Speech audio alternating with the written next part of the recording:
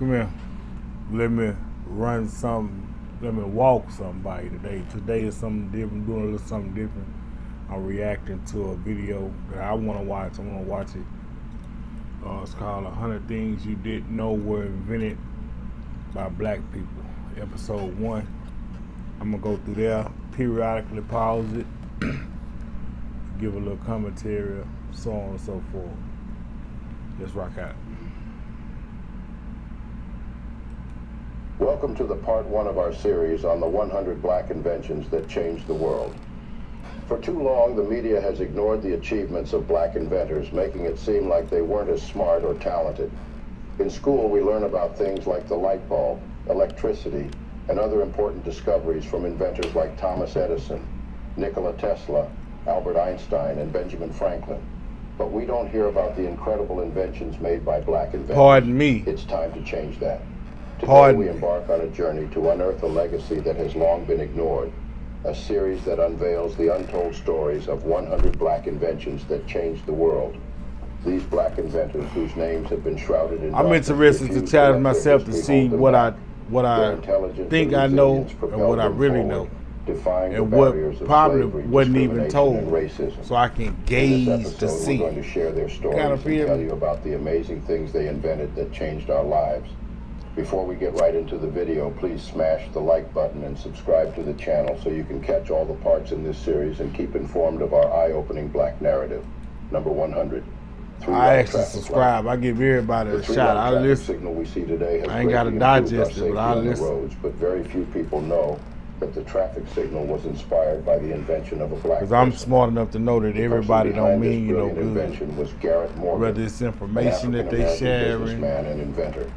He from lived in everything else Cleveland, they got Ohio, going on. and was the Just first being black honest. person in the city to own a car. But I've In always been 1922, told if you're he not witnessed an accident part of between a the horse-drawn carriage problem, and a car, be which part of the inspired him to solution. find a way to prevent such accidents Back in to the the future. video. At that time, police officers were responsible for directing traffic, but it was difficult for drivers to see them, and their signals were limited to just stop and go. This made it hard for drivers to navigate through traffic. So Morgan came up with a new idea. He invented a traffic signal that had folding arms with signs that said stop and go.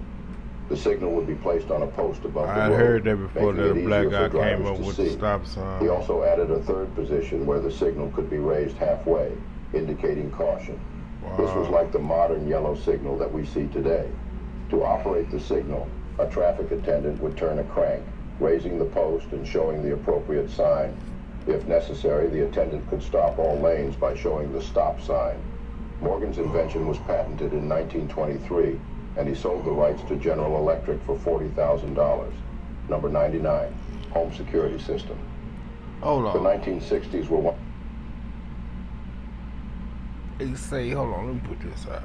Some more important stuff to do. They say it was patented in 1923. I be trying to challenge my memory too.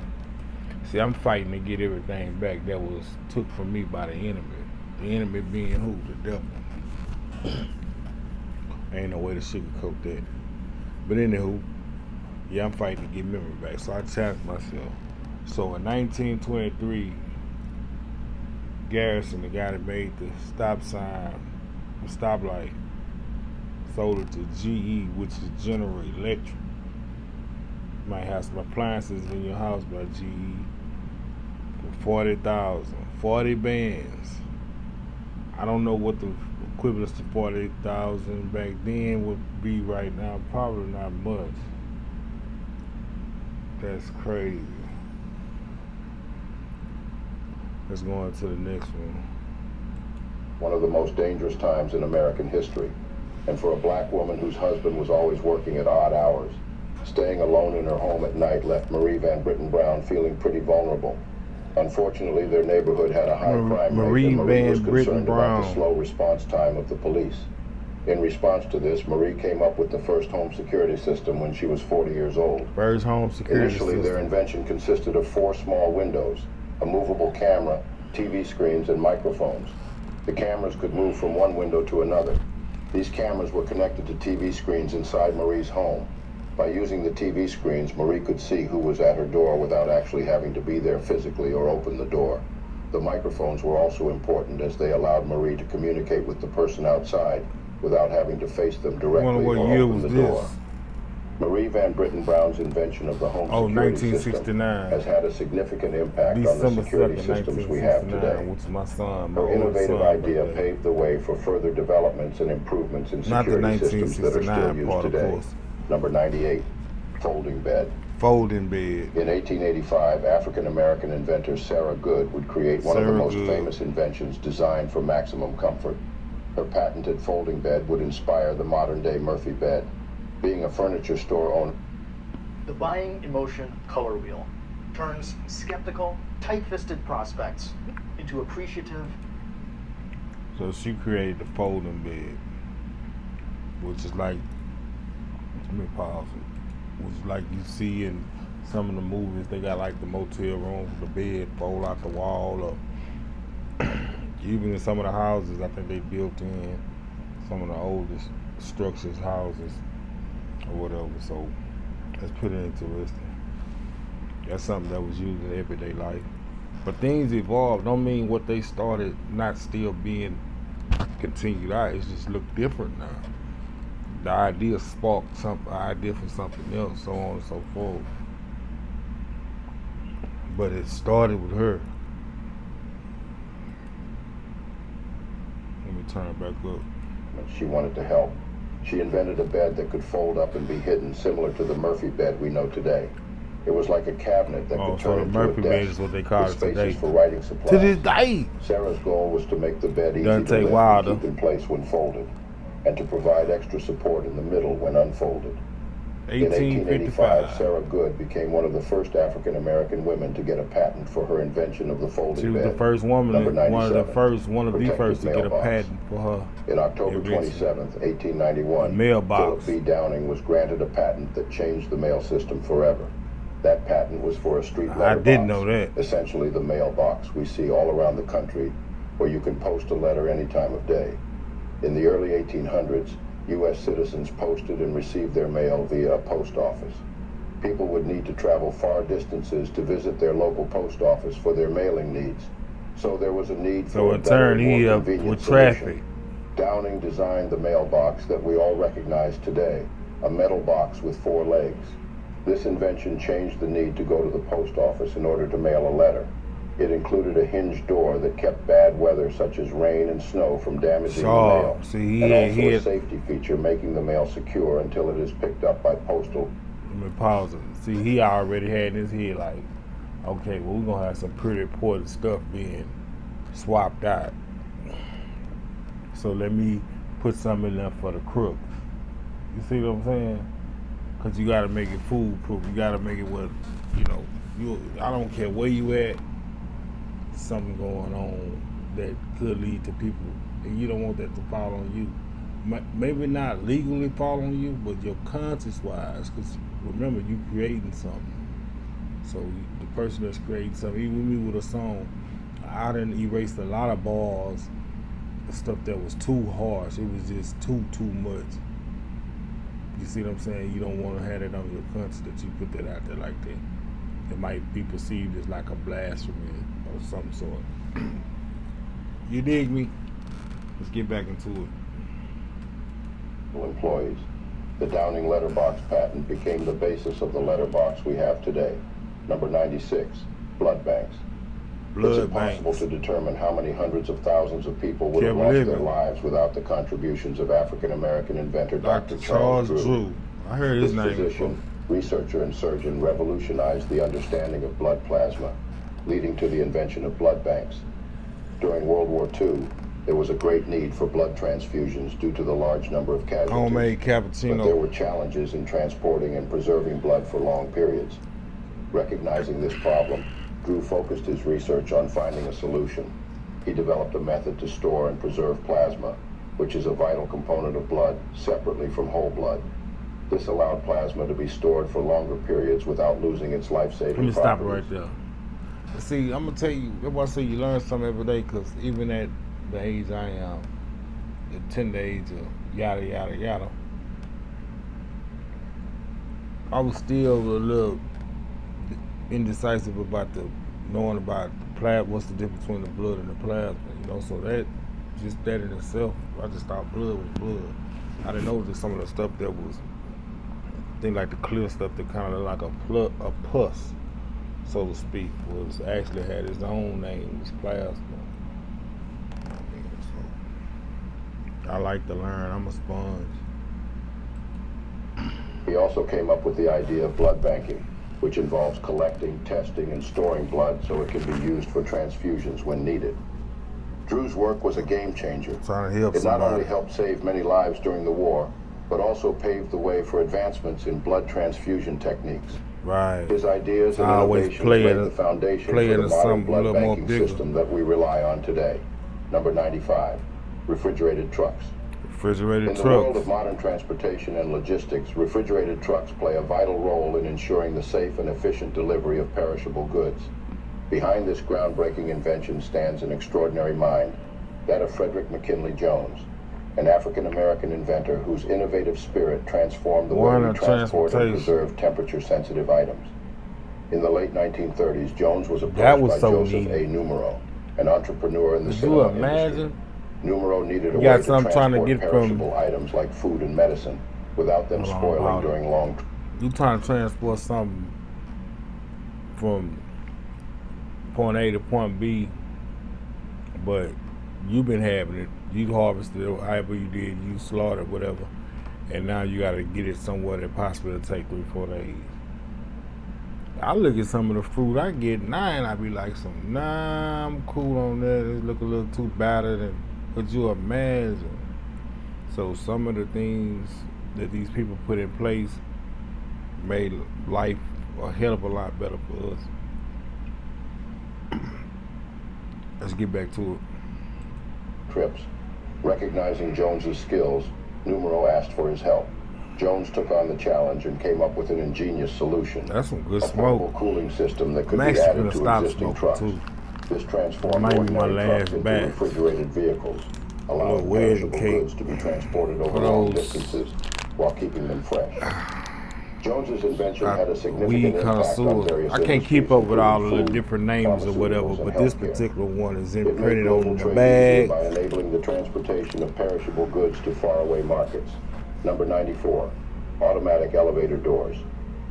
So the elevator doors, you had to close them yourself? Hold on.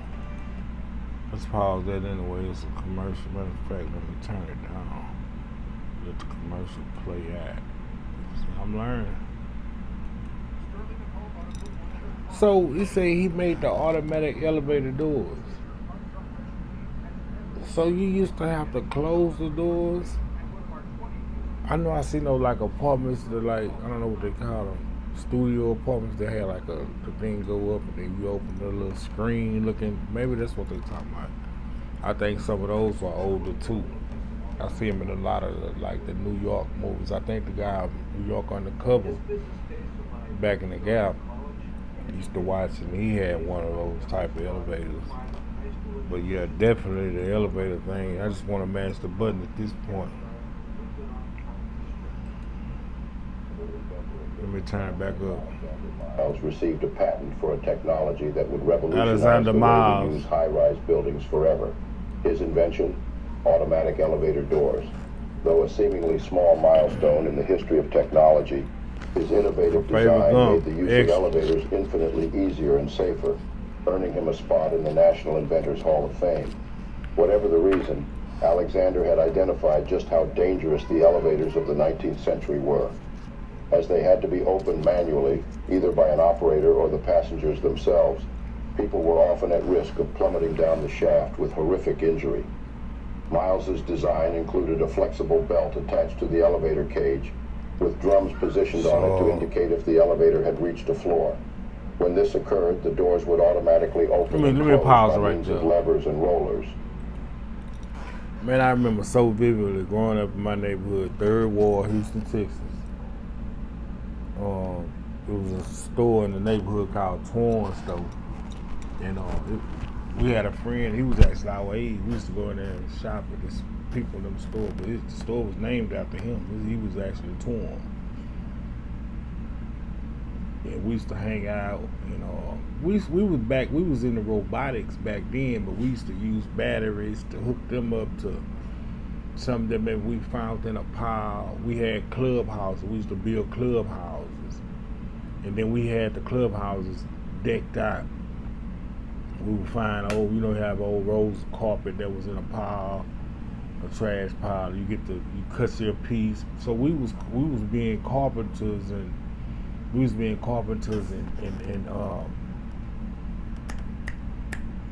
engineers back then, building bikes, trying to put a motor on it, trying to get this old.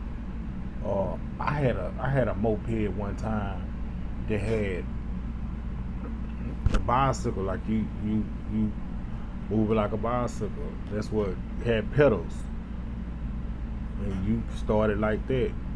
It didn't have a push start. It had a push start, but it drained too much energy. So you create your own energy. So I say that to say, like, I want to get back to that, like being creative.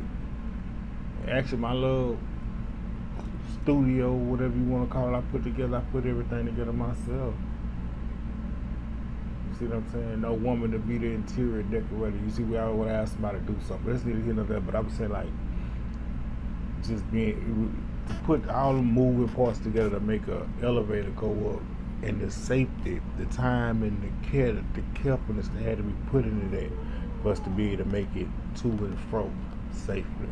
It was upon this man to put that together, and to this day, it's still working. Let's get back into it. The influence of his elevator patent is still seen in modern designs, and the automatic opening and closing of elevator and elevator shaft doors have become a standard feature. Number 93. Super Soaker Summer just wouldn't be the same without Lonnie Johnson's invention. Lonnie Johnson Super was an aerospace engineer for NASA who happened to invent the popular children's toy. In 1982, Air Force and NASA engineer Lonnie Johnson conceived of the idea of a pressurized water gun after shooting a powerful stream of water in his bathroom while performing experiments for a new type of refrigeration system. This experimentation, which resulted in Johnson shooting a stream of water across his bathroom into the tub, led directly to the development of the Power Drencher, the precursor to the Super Soaker. Number 92. Let me pause it. Now that dude made the Super Soaker water gun. He said he was shooting water from his bathroom to his tub. You never know when you'll catch that idea, that spark, that. But when you got TVs blaring, phones, music, earbuds, sometimes I disconnect, go outside, and I want to hear like the birds chirping and tapping in, and then I get an idea for a song or a slogan, something to put on a hat, maybe a T-shirt, or I have a pair of pants, and I have in my mind to cut them, and to be thinking about a shirt that I saw folded up that I could possibly cut that I'm not really using no more, or what'll look good on somebody else. Just those type of thoughts I want to wheel in. And lately, since I've been left the alcohol alone about a month, 3 days, had me on the back. I had to buy me some 2 tablets, memo tablets, to write stuff down, because I'm having so many good ideas and thoughts coming back through. I had to dust the cobwebs off. It ain't never too late. Don't let nobody tell you that, man, for you to learn something and push through, man, and be an inspiration to somebody else. That's on some real, now that's what you call some real nigga shit. Right, what I just said. If that's what I'm gonna meet you where you at with it. Wherever you need, whatever you at, you need to learn something, I'm gonna come there with it. You feel me? Let's get back to it. The tissue holder. She made the tissue holder. This is number 92. Matter of fact, but I'm 20 minutes in, I'm gonna cut this off right here. But if you digging something like this, leave a comment, and let's just brush, they say iron sharpen iron. Let's just keep each other sharp. You know, some of you guys got channels. Let me know. I'll tune in. You know, oh, and don't forget to pull up.